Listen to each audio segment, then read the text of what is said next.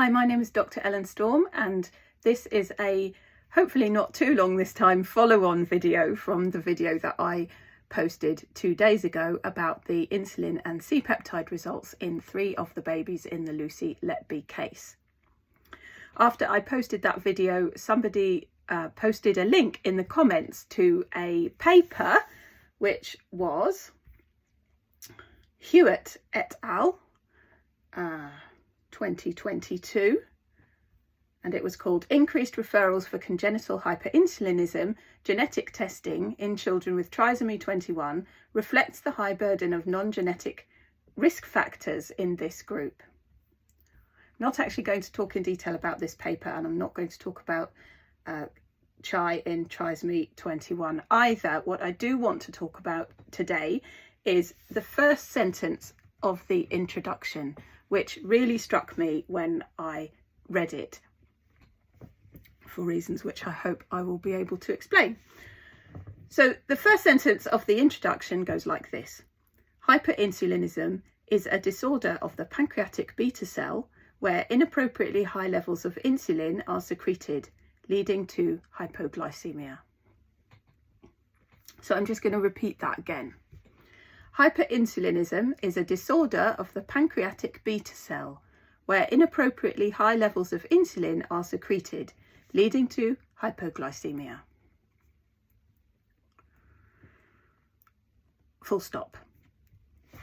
And this sentence is presented like sentences you often find in introductions to papers as a completely closed entity. It is taken as fact. There are no references, there are no qualifying statements, there are no statements saying it is believed X because Y. We believe this because somebody did this paper, this study, and they found that. All of that part of it, all of the process that led to the making of that statement, it has long ago disappeared, and this has become a fact which I certainly have been taught in medical school and as a paediatric trainee, and I'm quite sure that that's also true for many, if not all, of my colleagues. So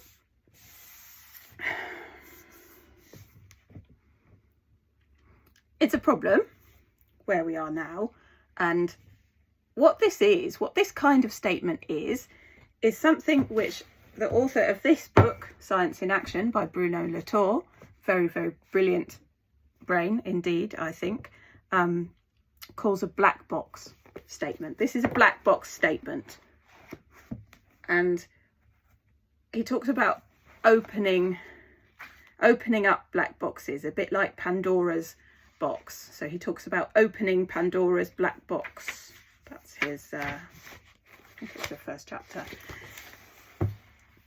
Because why he's likening this kind of black box to Pandora's box is that when you start to unpick a statement like this, which looks on the surface to be very simple, all sorts of things start coming out, questions and uncertainties. This is a statement that's made without any sense of uncertainty. But when you start to look at what he calls the conditions of production, all these uncertainties start to come out. It becomes much more complicated again. And while facts like these are being made, they're not sort of clean and neat like this one is. They are messy and complicated and controversial. So I wrote about Bruno Latour's book and his ideas in my book when I was interested particularly in nutritional science and in how some of the facts that we quite routinely accept about the relationships between food, diet and health, how they might have come about. So chapter 3 is called This is What You Have to Go Through. And I start by talking about this issue of black boxes. I'm just going to read you the first paragraph of chapter 3 because I think it's really important to understand when we want to think about what might have gone wrong in the Lucy Letby case. Partly, anyway, one aspect of it. So, French philosopher and sociologist Bruno Latour is known for his work in the field of science and technology studies, also known as STS.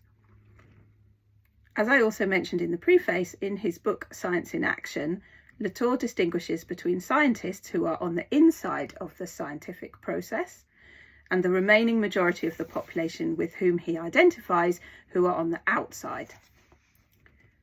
Few scientists, he argues, are willing intellectually to position themselves on the outside. Those that do, along with those who research the fields of STS more generally, open what he refers to as scientific black boxes, so that ordinary people can see what lies inside. To follow science through society, therefore, which is to say to come to understand how the social impacts on what we believe ourselves to know, we must enter the facts while they are in the making. That is, to study the way knowledge is created before the box is closed and sealed.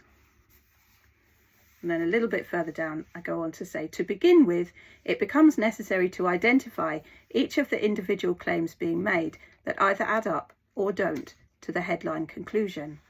And for each of these, to identify the foundation on which it's being made, the references cited, and the positive and negative modalities, the linguistic or rhetorical tropes that either support or bring into question its conditions of production. So,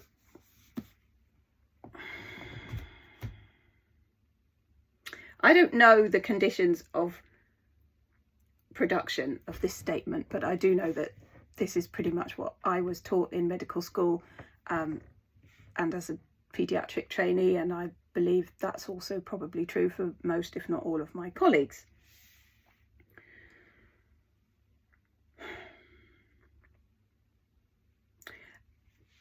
What I really wanted to get across in my last video, and I'm going to try and say it again, maybe in a different way, because I think it's really, really important for people to understand, is that if you have your pancreas and your pancreas is secreting insulin and C-peptide in equal amounts, because they're both cleaved from pro-insulin in the production process in the pancreatic beta cell. And then they sort of follow two excretory paths, or metabolic or excretory paths. Insulin gets metabolized by the liver over here, and C-peptide gets partially metabolized and or excreted by the kidney over here. The amount of insulin and C-peptide in the bloodstream after the pancreas and before excretion is going to be dependent on two different things. One, the rate at which the insulin and C-peptide are being produced by the pancreatic beta cells, and two, the rates at which they're being eliminated by the liver and the kidneys. So you might start with equal amounts immediately after it's been secreted, but then let's say that your liver is not working and your kidneys are working a lot, like overtime, like maybe that's another form of not working, really, I suppose. If you're losing protein in your urine, that's not normal, that's pathological, but yeah, it's excessive is what I'm trying to say. You're kind of draining the protein out excessively. So what's going to happen is your levels of insulin are going to go like this, and your levels of C-peptide are going to go like this. If it's the other way round, your liver's working quite effectively, you're healthy, and actually what happens is you get rapid first pass metabolism in the liver and a slightly slower elimination through the kidneys, then you're actually going to have a slightly higher C-peptide than your insulin level. Yeah, because your insulin gets quite rapidly removed and your C-peptide is just lagging behind a little bit. So differential elimination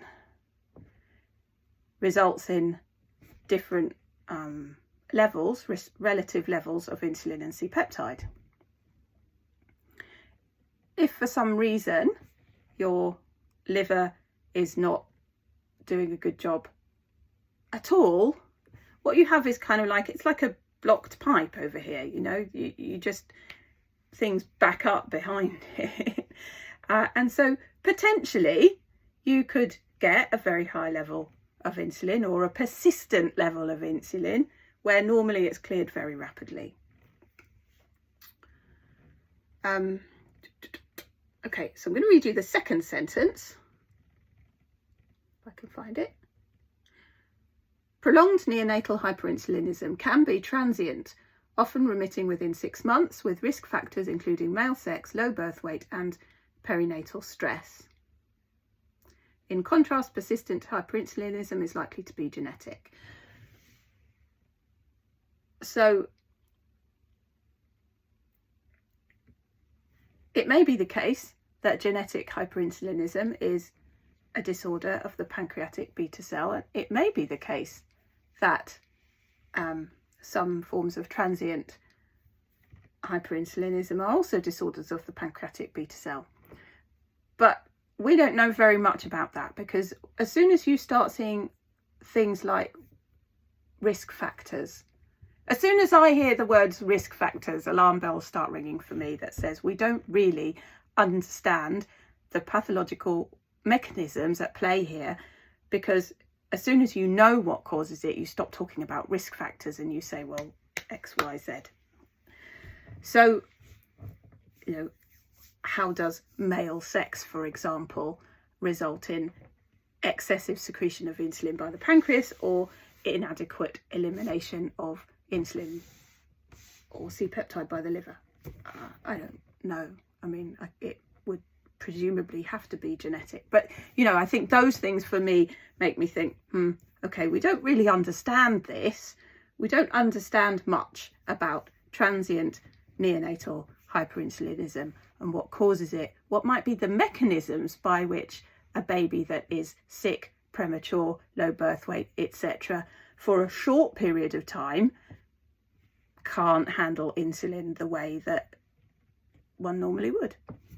Some things must be being switched on and off, but I think we have to accept that we don't know what all of those things are. So if some cases of transient hyperinsulinism in premature neonates are due to failure of hepatic metabolism, if only brief, for maybe a brief period of time, it's maybe in response to some environmental factor, your insulin level is going to do that. And I think that's all I really wanted to say. We need to understand that there are lots of things that we don't understand. And when we see things that don't fit the models that we have built scientifically, the right thing to do is to revisit the model, not to accuse somebody of murder.